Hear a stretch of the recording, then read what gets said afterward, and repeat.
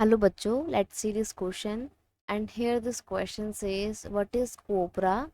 When was it enacted in India? Question आपसे बोल रहा है कि कोपरा क्या है और इस कोपरा को कब लागू किया गया था, कब इनेक्ट किया गया था इंडिया में। तो इनेक्ट से आपको याद इतना तो समझ में आ गया होगा, कोपरा कोई एक कानून है, कोई बिल है, कोई एक्ट होगा, है ना।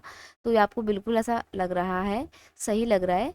कोपरा is the consumer protection act 1986। तो कोपरा क्या है? कोपरा एक एक्ट है। कौन सा एक्ट है? एक्ट का नाम है the consumer protection act 1986।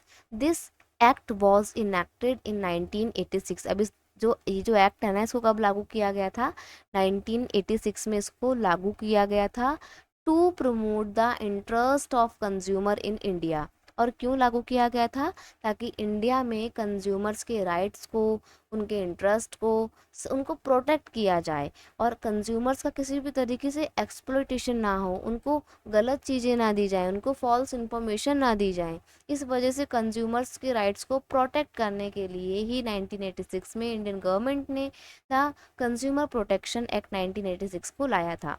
It was made to establish consumer council and other authorities to settle consumer grievances and matter concern with it।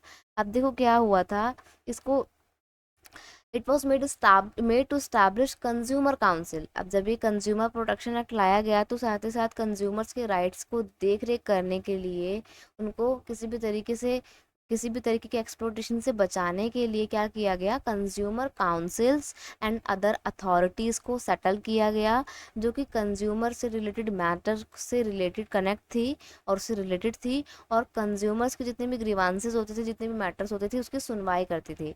यानी कि अगर किसी भी कंज्यूमर के साथ कुछ गलत हो रहा है तो कंज्यूमर कोर्ट भी बनाए गए थे और इन्हीं कंज्यूमर काउंसिल्स में फिर उसकी सुनवाई भी की जाती थी।